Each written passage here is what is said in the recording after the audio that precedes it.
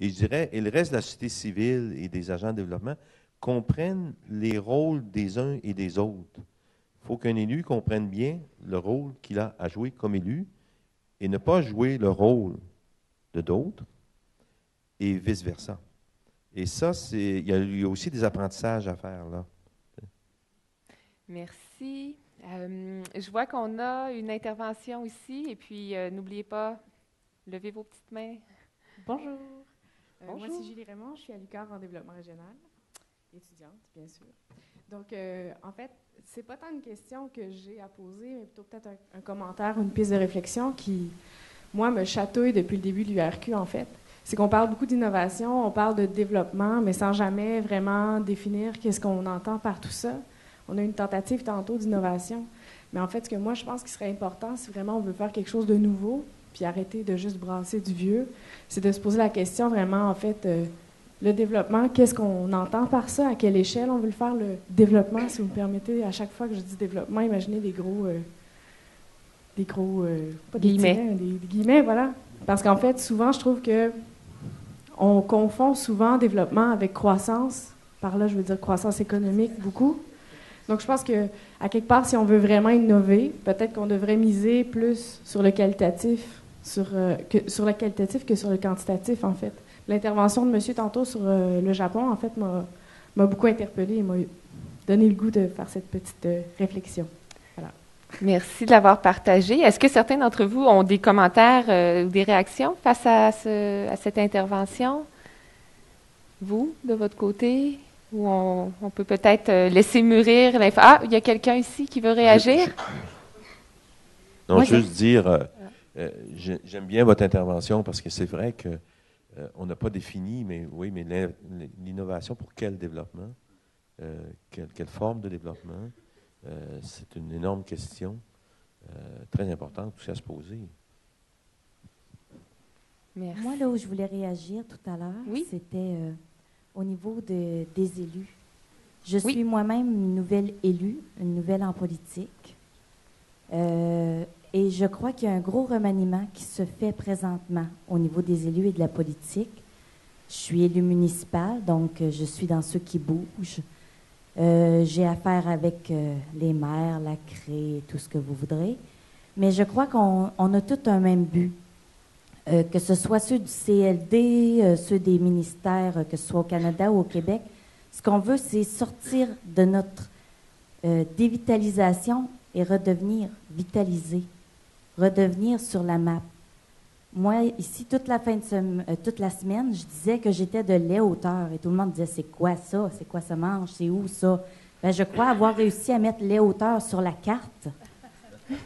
Et si j'ai réussi à mettre les hauteurs sur la carte ici cette semaine, ben j'ai réussi mon rôle d'élu. Si je réussis à simplement renverser la roue et à semer quelques graines, ben peut-être que dans 10 ans, je vais faire comme ici maintenant en Gaspésie, vous êtes après faire.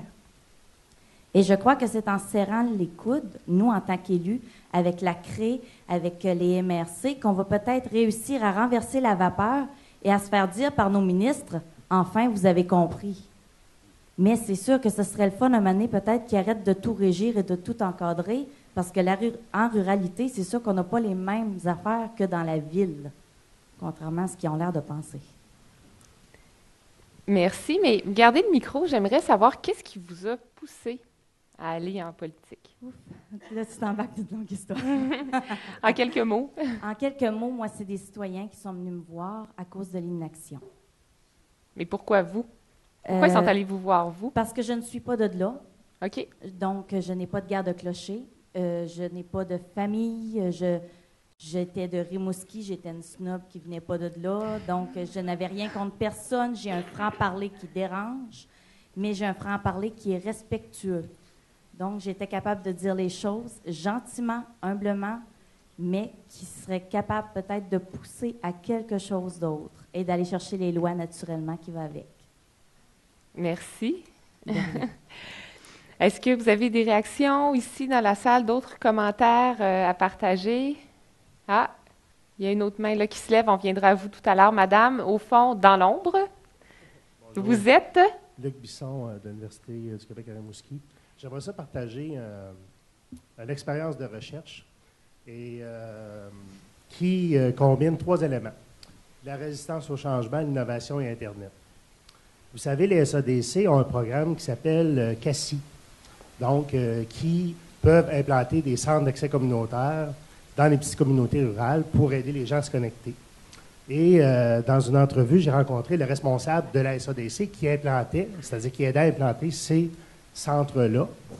Et il me disait, on a réussi pas mal dans notre territoire, et c'est en Abitibi, donc en milieu rural, à implanter à certains endroits, mais il y a un endroit où ils veulent rien savoir. Le maire, il voulait rien savoir. Parce que le CACI, c'est souvent dans les petites municipalités, dans la salle municipale. Donc, un petit espace où il installe 2-3 ordinateurs où les citoyens peuvent aller avoir accès à l'information. Par un concours de circonstances, ils ont travaillé 2 ans sur la municipalité et finalement, M. le maire a décidé, OK, on va en mettre une. Eh bien, 2 ans plus tard, c'est devenu la municipalité de 143 habitants, la plus dynamique sur le territoire. Ils ont triplé, quadruplé le centre d'accès communautaire et ça a été les premiers à se créer une page web, à se créer un site Internet pour vendre les mérites de la petite communauté en milieu rural. Donc, ils ont passé de la résistance au changement à exactement l'inverse. Et ça a pris 2 ans. Et c'est aujourd'hui une des petites municipalités où il y a des pages web pour toutes les petites entreprises locales. Et le monsieur, il me disait, aujourd'hui, allez demander au maire s'il reviendra en arrière. Il ne reviendrait jamais en arrière maintenant. Donc, c'était juste un partage d'un peu de la réalité terrain recherche que j'ai fait en Abitibi sur, justement, qui combine innovation, résistance au changement et l'accès au Internet, accès à l'information. Merci. Merci. Je vous entends, puis depuis tout à l'heure, j'entends les interventions. Je vois que les obstacles sont souvent aussi des invitations à aller un peu au-delà de sortir des sentiers battus. C'est une invitation à innover. En tout cas, je l'entends comme ça, plus je vous entends parler. On avait une intervention ici. Vous êtes, si vous voulez vous nommer. Mon nom, c'est Cécile Roussel. Je travaille au REDI Nouveau-Brunswick, une délégation de 4 personnes, des Acadiens dans une communauté francophone. On accompagne les communautés francophones partout sur le territoire au Nouveau-Brunswick. Si je reviens à la question qui est le principal obstacle, moi, quand je travaille avec les communautés, que ce soit une petite communauté dans le Québec ou une petite communauté dans la région de Kent, au Nouveau-Brunswick, c'est toujours un même défi. On fait des stratégies. Et là, pour mettre notre plan d'action en marche, c'est toujours la ressource, un manque de ressources. On avait une communauté, ça allait très bien. On avait une étudiante qui a eu sa place en médecine, je ne la blâme pas. Elle est partie étudier, mais là, la communauté est comme descendue, essoufflée. Mais moi, je dis toujours qu'il y a des bénévoles. C'est sûr que les bénévoles, c'est toujours les mêmes. Puis j'avais remarqué, ils ont dit dans ma communauté, on n'a rien. Bien, j'ai dit, vous avez une motel. Comment petite municipalité aimerait d'avoir une petite motel? Vous faites des activités, on peut rester en quelque part. Alors, pourquoi qu'on n'utiliserait pas le journal de la municipalité puis ouvrir notre horizon et dire si vous êtes bénévole, vous voulez donner du temps à votre communauté, comment ça serait intéressant. Puis, à notre grande surprise, il y a des gens qui se sont intéressés à la municipalité, que si on n'aurait pas été les chercher avec une petite annonce, peut-être que ça n'aurait pas marché, mais ça fait une petite différence pour certaines municipalités. Merci. Merci à vous. La mise en réseau, finalement, semble très importante aussi. Est-ce qu'il y avait encore des mains qui se levaient? Oui, on vous écoute. Je viens d'une région très éloignée qui est assez mal connue, qui s'appelle Montréal. Et je travaille dans un quartier qui a été étiqueté zone de RUI, revitalisation urbaine intégrée. Et c'est peut-être l'occasion de passer d'obstacle à force, la notion d'opportunité. On a été dans un passé lointain, ce quartier-là, la carrière qui a bâti Montréal. La carrière est devenue un dépotoir et donc avec toute l'image négative, manque de confiance, etc. C'est un quartier qui est connu pour sa ressource principale, c'est les gangs de rue.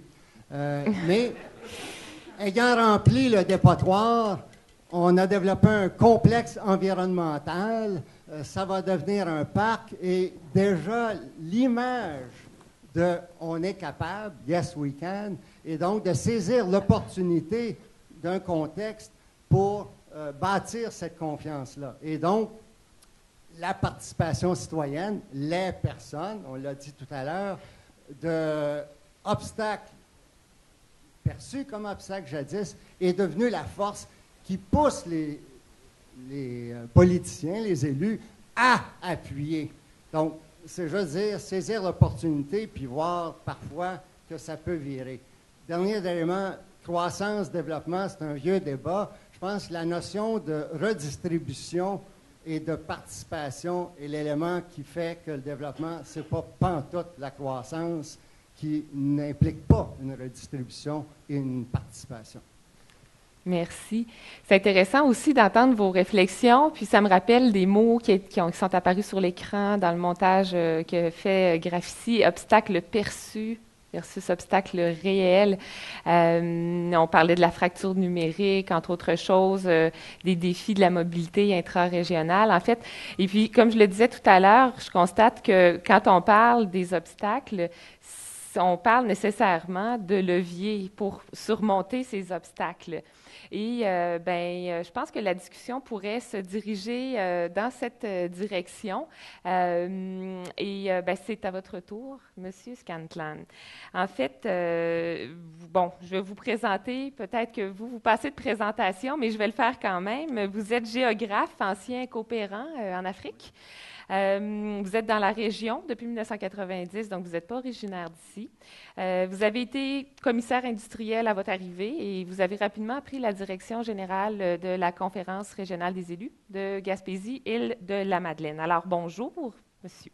Bonjour. La question très difficile à laquelle vous deviez répondre, la plus difficile, évidemment, c'est quels sont les leviers à l'innovation?